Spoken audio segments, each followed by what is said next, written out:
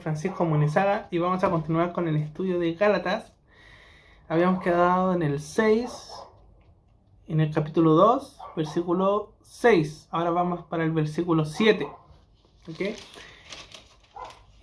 Para dar una resumida al libro de Gálatas, habíamos dicho que en el año 49 aproximadamente estaba sucediendo que judíos cristianos venían a Galacia, a las iglesias de Galacia, a judaizar, a traer tradiciones judías, a circuncidar a la gente.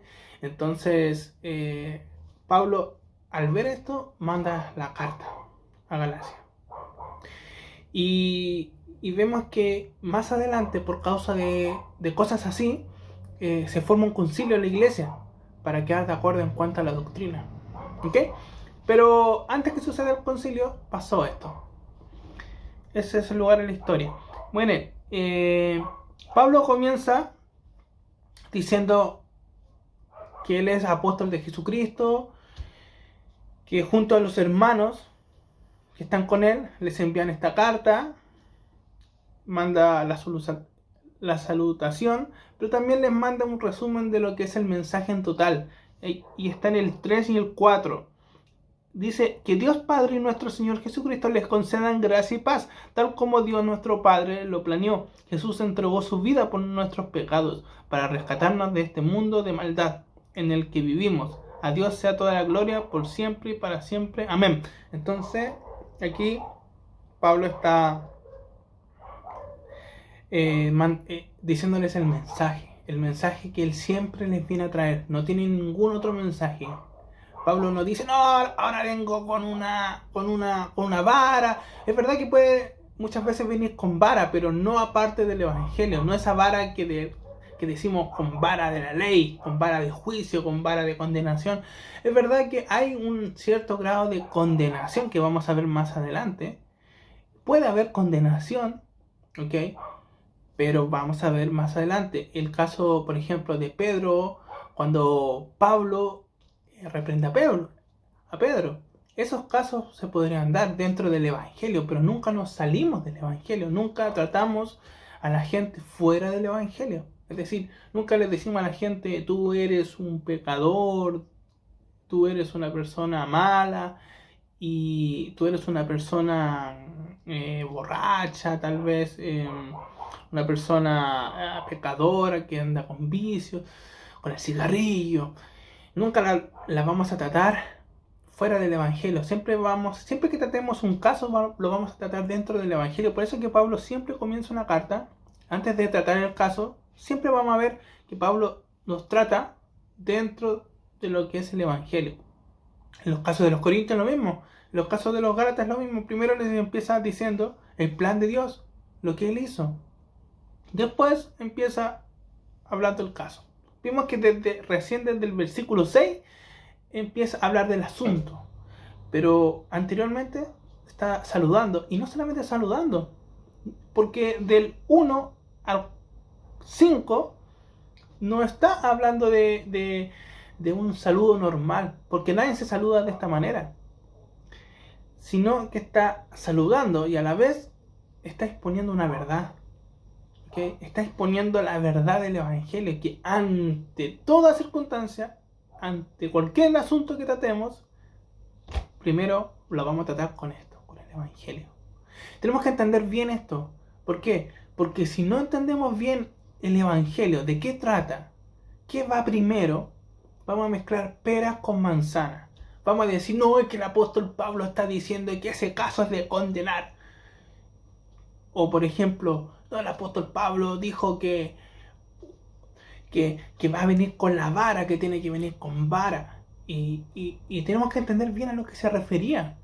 Porque no puedes tomar la palabra vara, no puedes tomar la palabra condenar, de condenar, fuera del Evangelio, porque estamos hablando de un trasfondo de personas que están dentro de la unidad en Cristo, están dentro del Evangelio. No puede ser que confundamos la palabra condenar que usa Pablo a referirse a Pedro con la palabra condenar de Romanos 8.1, Cuando dicen que no hay ninguna condenación para los que están en Cristo Jesús, pareciera como que la Biblia se contradice, porque aquí Pablo dice, no, era de condenar a Pedro por la actitud que estaba tomando, y Romanos 8.1 dice que no hay ninguna condenación para los que están en Cristo Jesús.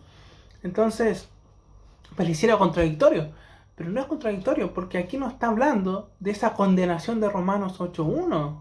Por eso mismo, los incito siempre a aprender bien el Evangelio, porque cuando aprendemos bien de qué trata el Evangelio, mira, yo les voy a dar una pista, del 3 al 4, aquí les está dando Pablo, antes de comenzar el asunto, les está dando a entender el Evangelio, les va a decir, yo no voy a tratar este asunto sin antes dejarlos a ustedes en su lugar. Su lugar es del 3 al 4. Y ese es su lugar y no los voy a sacar del 3 al 4. Si voy a tratar con ustedes, voy a tratar con ustedes de acuerdo al 3 y al 4. ¿Ok? Versículo 3 al versículo 4. Y no los voy a sacar de ahí. No los voy a sacar de Cristo. Si voy a tratar con ustedes, voy a tratar con ustedes en Cristo. ¿Ok? Entonces él trata el caso desde el 6 hacia adelante. Empieza Pablo a decir que está horrorizado, está sorprendido de que hayan cambiado tan rápido el Evangelio, que lo hayan mezclado, en otras palabras. En el 11 empieza Pablo a dar su defensa de por qué él predica el mensaje del Evangelio, por qué él lo predica así y no les trajo tradiciones judías. Entonces empieza a predicarles. En el 25, aquí en la NTV cambia el título, en la textual no, en la textual continúa con el mismo título, que es la apología de Pablo. Y la apología de Pablo, recuerden que apología significa defensa, la defensa de Pablo, que cómo Pablo se defiende. Y aquí Pablo se continúa defendiendo, pero aquí cambia el título a los apóstoles aceptan a Pablo. Continúa hablando de la defensa de Pablo, pero orientado hacia que los apóstoles o los conocidos, los pilares de la iglesia, aceptaron a Pablo. ¿Ok? Entonces vamos con ese título. Habíamos hablado que habían hermanos, había gente en la iglesia que se había introducido y no era creyente, sino se introducieron para espiar la libertad que estaban en Cristo y esclavizarlos a las tradiciones. Recuerden que Pablo empieza diciendo, incluso esa cuestión surgió solo a causa de unos supuestos creyentes, en realidad falsos, que se habían infiltrado entre nosotros, se metieron en secreto para espiarnos y privarnos de la libertad que tenemos en Jesús. Okay, entonces Pablo empieza explicando que no, esto surgió de unas personas que no eran creyentes, sino que se introdujeron solamente para esclavizarnos y someternos a tradiciones judías. Ahora, ¿cuál es el problema de las tradiciones judías? El problema de las tradiciones judías no es en sí las tradiciones judías. El problema es que puedes cambiar a Cristo por las tradiciones judías. Puedes cambiar la circuncisión por la verdadera circuncisión. Puedes cambiar esos actos que te puedes tú por medio de esos actos buscar justicia, buscar aceptación delante de Dios por medio de esos actos. Consagración, yo soy más consagrado, hago tradiciones judías, y te olvidas de Cristo, te olvidas de su obra y la dejas de lado. Eso es lo que pasa en Gálatas. En Gálatas el problema no es, o el asunto aquí no es la gracia contra la ley, la gracia versus la ley. Eso no es el asunto de Gálatas. El Gálatas está hablando de que estaban reemplazando a Cristo por tradiciones de hombres. Eso está sucediendo. ¿Okay? Entonces quedamos en el versículo 7. Dice, al contrario, ellos comprendieron que Dios me había dado la responsabilidad de predicar el evangelio a los gentiles, tal como le había dado a Pedro la responsabilidad de predicar a los judíos. Miren, aquí nos está diciendo que Pedro solamente le predica a los judíos y no le predica a nadie más. O Pablo solamente le predica a los gentiles, a la gente no judía y a nadie más. No está diciendo eso. Lo que está diciendo es que su ministerio va orientado, o su trabajo dentro de la iglesia como apóstol va orientado hacia personas no judías. Y eso se está dedicando. Eso Eso es lo que significa apóstol a los gentiles. Significa mi trabajo o mi ministerio va orientado hacia no judíos, personas no judías. Y eso es lo que me he estado dedicando. Ahora Pedro se estaba dedicando su apostolado a personas judías. Por eso le dice Pedro apóstol a los judíos. ¿Por qué? Porque se está dedicando a los judíos. Es como, por decir, el pastor chileno se está dedicando a los chilenos. No se está dedicando a los argentinos, ni a los peruanos, ni a los bolivianos. Lo mismo, un pastor argentino no se está dedicando a los chilenos. Pero no significa que el pastor chileno no pueda predicar a un argentino, a un peruano o a un boliviano. No significa. Significa que se está dedicando especialmente a personas no judías. ¿Okay? Pero también puede predicar a personas, Pedro puede predicar a personas no judías, no hay problema. Pero su ministerio está hablando de que estaba orientado a personas judías. Y Pablo estaba orientado a personas no judías. A eso se estaba dedicando. ¿Ok? Eso es lo que está hablando. Llamado a judíos. No significa que de repente Pedro se encontraba con un no judío y decía, no, yo no puedo predicar el evangelio. Es más, vemos que Dios mandó una persona no judía a la vida de Pedro para que esta persona fuese y recibiera el bautismo del Espíritu Santo. Vemos eso y Pedro le predicó el evangelio a esta persona no judía. Vemos que ¿para qué? Para que Pedro vea que el evangelio es para todos, ¿okay? Y no solamente para judíos. Entonces vemos aquí que cuando aquí dice apostolado para gentiles y apostolado para judíos, no significa que solamente le predico a judíos, solamente le predico a gentiles. No, significa que me estoy dedicando a personas no judías. Eso es lo que está diciendo Pablo. Y Pedro se está dedicando a personas judías. Por eso apóstol a los judíos. ¿Ok? Entonces vemos aquí que dice el 8. Pues el mismo Dios que actuaba por medio de Pedro, apóstol a los judíos, también actuaba por medio de mí, apóstol a los gentiles. Significa que el mismo que actuaba en Pedro, actuaba en él. Era el mismo trabajo en la humanidad en sí. ¿Se acuerdan cuando Pablo dijo en una de sus cartas, no existe ni judío ni griego, ni mujer ni hombre, somos todos uno en Cristo Jesús? ¿Se acuerdan cuando dijo eso? Entonces aquí, en otras palabras, el mismo que actúa en Pedro para los judíos, actúa en mí para los gentiles. Significa que el trabajo es universal en todo el mundo. Somos todos la iglesia de Dios. No hay acepción de judíos o gentiles. Aquí el trabajo es universal. ¿Okay? No existe el chilenos, argentinos, bolivianos, peruanos. No, son la iglesia universal. Somos la iglesia de Dios. Algunos dedicados para algunos y otros. ¿Ok?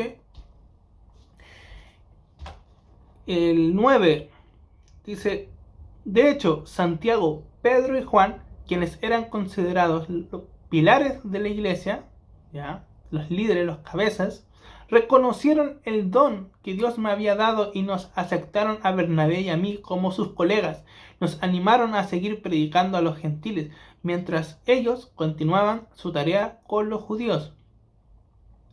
La única sugerencia que hicieron fue que siguiéramos ayudando a los pobres, algo que yo siempre tengo deseos de hacer. En otras palabras, les estaba diciendo, sigan predicando el evangelio a los gentiles. Genial lo que están haciendo. Nosotros reconocemos que ustedes son parte del cuerpo de Cristo. Lo que están haciendo es de la unidad, de lo que nos ha demandado la cabeza, que es Cristo.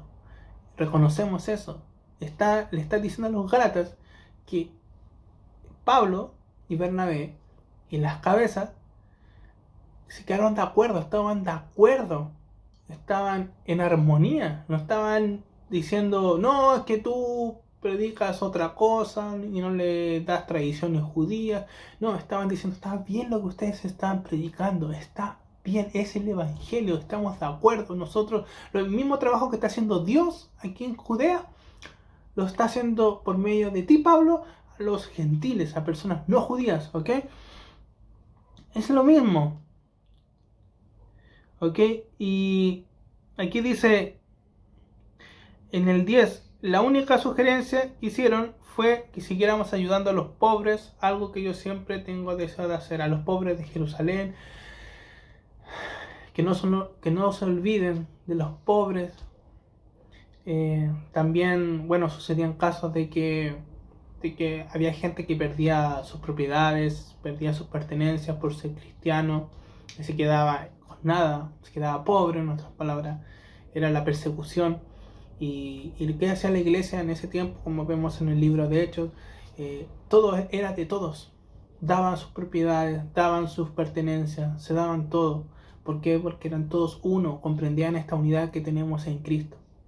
Comprendían que todos somos uno y que no somos diferentes. Hoy en día es difícil vernos unidos, en el sentido de que nos vemos tan separados, un trabajo tan separado que parece que cada iglesia es un mundo individual. Y sucede, no estoy diciendo que estemos separados, porque no estamos separados, estamos unidos y esa es nuestra realidad. Tenemos una realidad mayor de la que vivimos. Muchas veces nosotros vivimos en el mundo nuestra iglesia, en vez de vivir en el mundo iglesia. El verdadero mundo cristiano es el mundo iglesia, es la espiritualidad de Dios. ¿Cuál es la espiritualidad de Dios? Dios nos ha dado su Espíritu Santo para que podamos movernos con Él. Pero movernos con Él no significa movernos dentro de un espacio que se llama mi iglesia. ¿Okay? Es genial tener una iglesia local, es genial tener tu pastor, tus líderes, tu gente de trabajo, genial. Pero recuerda que eso no es solamente la iglesia es universal. Aquí Pablo no está diciendo mis iglesias a los gentiles es lo único que es iglesia, no, está diciendo que tanto el trabajo que se hacía en Judea como lo que le hacían los gentiles es la iglesia universal, es el mismo trabajo, no es un trabajo diferente. Lo que se hace en Chile no es diferente a lo que se hace en Perú, lo que se hace en Perú no es diferente a lo que se hace en Argentina. Es el trabajo de la iglesia, es como nos movemos como iglesia universal. Aquí no existe el pastor principal, no, aquí existe nuestro pastor Jesucristo, que es la cabeza de toda la iglesia y Él los mueve. Tal vez no los conocemos todos, pero Él nos mueve a todos juntos como la iglesia de Dios. ¿Ok? Entonces, somos uno solo en Cristo. Y aquí está hablando de que es una unidad. Trabajamos así. Nos movemos así. Nos movemos en una unidad. Trabajamos como unidad. Así trabaja la iglesia. ¿Acaso en Argentina o en Perú o en Brasil o en Estados Unidos no tienen el mismo propósito que aquí en Chile?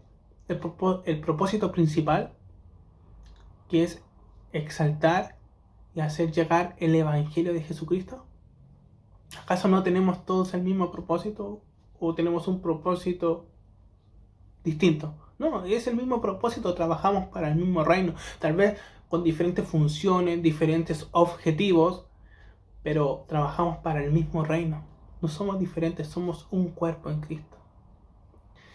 Es bueno tener una iglesia, un lugar donde congregarte, es bueno, pero no olvides que eso no es el mundo iglesia. El mundo iglesia es la iglesia en totalidad. He visto muchas veces que hay peleas entre iglesias. No, que ellos no tienen tanta unción, nosotros somos mejores. Y nosotros somos mejores, y que ellos no tienen tanta unción, y que yo tengo más unción, y que yo tengo más conocimiento, y él tiene menos conocimiento, y que mírame que yo tengo esto y él no tiene lo otro. Y eso es un cáncer. El cáncer es cuando el cuerpo se ataca a sí mismo. ¿Qué estás haciendo? Es como, vamos a ver más adelante, cuando Pablo le dice, se están mordiendo entre ustedes, es decir, no se muerdan. ¿Cómo se están mordiendo? Es como si yo me mordiera la mano y me mordiera y dijera, lo mismo, mano, te vas a morder. Y después tengo toda la mano ensangrentada. ¿Y quién se está haciendo daño?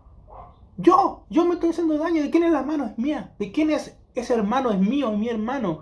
Es mi hermano. ¿De quién es mi hermano que estoy tanto diciéndole que yo soy mejor que él, mejor, y que yo tengo más conocimiento y que yo tengo más unción? Y que no, ¿de quién es ese? Es mío, es mi hermano, es mi parte del cuerpo. Como si yo fuese boca y lo estoy mordiendo a mi mano, a mi propia mano. ¿Ok? Entonces nosotros somos uno solo. Y si vamos a hablar de alguien, estamos hablando de alguien mío. Es mío, es mi hermano, es mi parte del cuerpo. Es parte de lo que es la cabeza Cristo. ¿Ok? Cristo es nuestra cabeza, nosotros el cuerpo. Somos uno solo. ¿Ok? Bueno, para no alargarme más, nos vemos para una próxima.